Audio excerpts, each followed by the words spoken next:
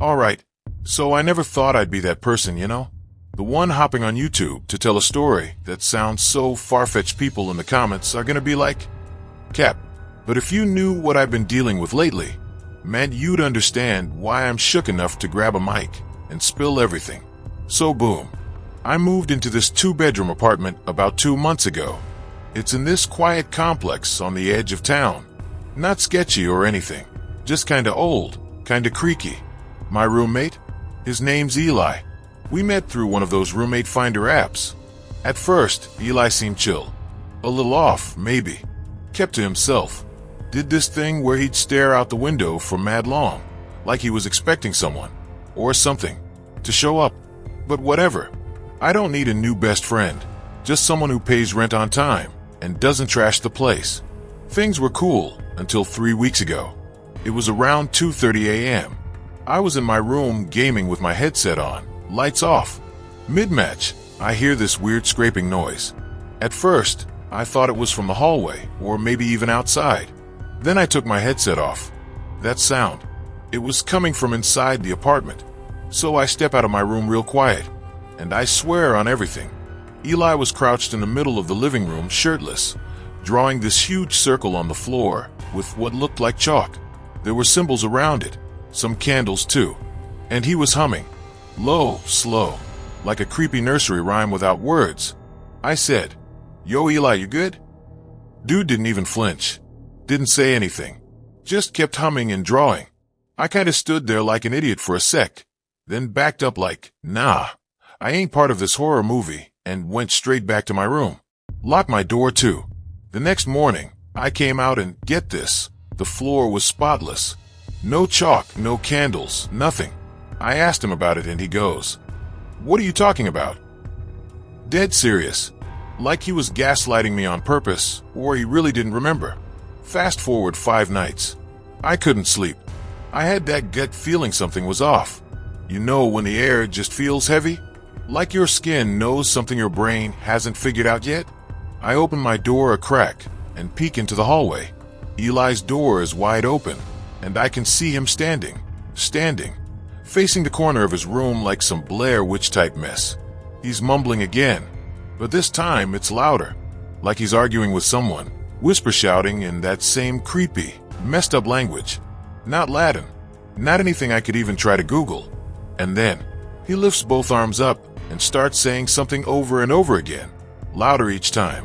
I swear it felt like the air got colder every time he said it. I recorded some of it on my phone. I'll probably post it in another video if y'all want to see. But the wildest part? When I looked at the footage the next day, the audio was all glitchy, like static and high-pitched screeches. No voice, just noise. I asked him again in the morning. His exact words? "You dream too loud, man. Try sleeping with earplugs." And then he laughed. Not a haha that's funny laugh. More like a, I know something you don't kinda laugh. Okay, this was just last night. I still ain't right from it. I wake up around 3:12 a.m. My throat's dry. So I head to the kitchen for water. As I'm walking down the hallway, I hear my door creak behind me, but I'm already out of my room. I turn around. Eli's standing there in my room, just staring at the bed like I was still in it. He turns his head slowly, sees me, and for a second, just a second, his eyes looked off, like full black. No whites, no color. Then he blinks, and they're back to normal. I go, "Bro, you trying to get knocked out or something?" And he goes, super calm, "I was checking to see if you were awake." And then walks right past me like that's the most normal thing in the world.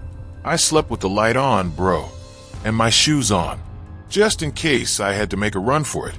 Today, I noticed something else.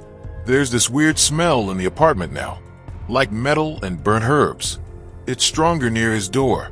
Also, our living room clock, it stopped working, but only at 3:13 a.m. That's the time frozen on the face, even though I changed the battery this morning.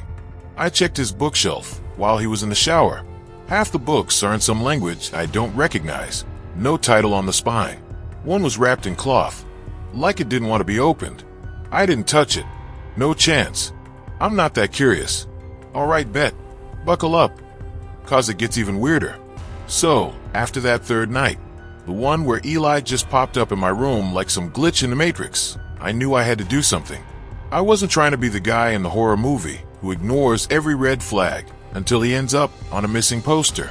I grabbed this old phone I wasn't using, propped it up behind a fake plant in the living room, and hit record before heading to bed. I didn't know what I expected to catch, but I definitely wasn't ready for what I did. Next morning, I go through the footage.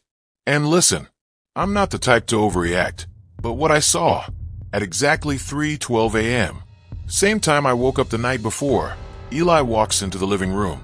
Shirtless again, barefoot, he's holding something. Looked like a jar filled with dark liquid, maybe oil or ink. He kneels down, draws the same circle with those symbols, except this time, he pulls a strand of hair out of a plastic bag. Blonde. Long, definitely not his. And then, this part still messes me up. He takes a piece of paper and starts whispering over it, like real slow. Then he sets it in the center of the circle, and it just burns. No lighter, no matches. It just catches and vanishes. Camera glitches out for like 6 seconds. And when it clears up, he's just gone. Nowhere in the room. No footsteps, no door opening, just gone. When I confronted him later that day, he didn't even deny it. He just said, "You weren't supposed to see that. But maybe it's time." Time for what, Eli? What? So now I'm freaking out, right? I'm walking on eggshells around this dude, trying to stay out of his way while figuring out my exit plan. I low-key start packing my stuff, starting with the stuff in the hall closet. That's when I find it. Tucked way back behind an old suitcase, I find this wooden box. Looks hand-carved, kind of like a jewelry box, but heavier. There's no lock, but there is a weird mark burned into the top, one of the same symbols he drew in that chalk circle. I open it up, and inside, bro, there's more of that blonde hair. A few old Polaroids of people I don't recognize, faces scratched out with a red marker, and a tooth. A whole human tooth. I dropped that thing like it bit me. Right after I touched it, I swear I heard something creak behind me, like the sound the floor makes when someone shifts their weight. But no one was there. I put the box back exactly how I found it. Gloves on. Didn't breathe. Didn't blink. Later that night, I get a text from a number I don't recognize. It just says, "Stop looking. He already chose you." No name. No context. Just that. I don't know if it was a prank, or if someone's watching me, or what, but I've never felt more unsafe in my own place. Eli, meanwhile, he's been super quiet. Too quiet. Doesn't say a word unless I speak first. But every time I catch him looking at me, I swear it's like he's studying me, like he's waiting. Okay, and get this. 2 nights ago, he starts walking around the apartment with this bundle of herbs. Looked like sage, but it smelled off, like something sour was mixed in. He's waving it through the air and chanting in that creepy language again. I asked what he was doing, and he said, "Just cleansing the space. It's getting crowded in here." Crowded? Ain't nobody else living here but us. I asked, "Crowded with what, Eli?" He looked me dead in the eyes and said, "You'll see. They like you." I didn't sleep that night. Not even a little. I've been keeping my door locked, right? Every single night, triple checking it before bed. Last night, around 3:30 a.m., I wake up to the sound of my doorknob rattling. Not shaking, not banging, just a slow, steady twist. Like someone was testing it to see if it was locked. I didn't move, didn't breathe, just stared at the door. After a few seconds, it stopped. But then, I heard footsteps.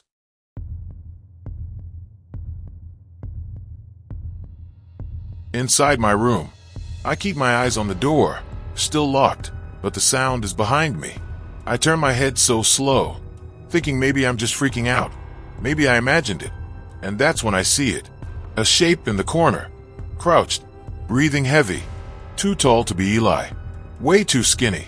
Just a shadow, but it moved when I blinked. Then poof, gone. I jumped out of bed, flipped every light in the room on, and yep, no one there. Door still locked. But there was one thing that wasn't there when I went to sleep. A small chalk symbol on the floor by my bed, the same one Eli draws. Let's finish this off, but just know, even I wish this part wasn't real. So after that shadow thing showed up in my room, I didn't even pretend to try and sleep. I stayed up, back against the wall, lights on, holding the baseball bat I kept under my bed just in case. I was done playing. At around 2:45 a.m., I heard Eli's door creak open. I muted my breathing. Legit held it in. He stepped out, slow and barefoot again. But this time, he was wearing something new, like a robe, deep red, with more of those weird symbols stitched in gold thread. It looked ancient. He walked past my door, didn't even try to open it, just kept moving down the hallway toward the living room. I waited till I heard him start chanting, then grabbed my phone and opened it to the camera. Quiet as I could, I cracked my door open and peeked out. And I swear to God, what I saw looked straight out of some demonic Netflix series. Eli was standing in the middle of the living room, in that same chalk circle, but this time it was way more detailed. Candles surrounded it, all flickering with blue flames. Yeah, blue. And in front of him, a mirror, one I didn't recognize. Looked old and foggy, like something you'd find in a haunted mansion. He was whispering into it, not looking at his own reflection, but something inside it, like he was waiting for it to answer back. Then it did. The glass rippled, like water. Something on the other side leaned forward. I couldn't make it out exactly, but it had horns. I kid you not, horns, glowing eyes, and a mouth that kept opening wider like it wanted to swallow him whole. That's when Eli said it, loud and clear. "Take him. I've done what you asked. Just take him instead." I froze. Him, as in me. I slammed my door shut, so fast I almost broke the hinges. Grabbed my keys, wallet. Didn't even care about my stuff. I was out. I didn't stop running until I was at a 24-hour gas station a mile down the road, drenched in sweat, looking like I just saw a ghost. Because honestly, I did. It's been a week. I'm staying at a friend's place across town. Haven't been back to the apartment since that night. Haven't even texted Eli. The landlord says no one's been home since I left, but I checked the building security cam online. Eli still comes home. Every night. Same time. And every morning around 6 a.m., he walks out, covered in ash. If you're watching this, and your roommate ever starts acting weird, waking up at the same hour, whispering in another language, drawing symbols, don't wait 3 nights like I did. Get out. This is real. And I'm still scared I brought something with me when I left. Stay safe, y'all. Don't trust the quiet ones.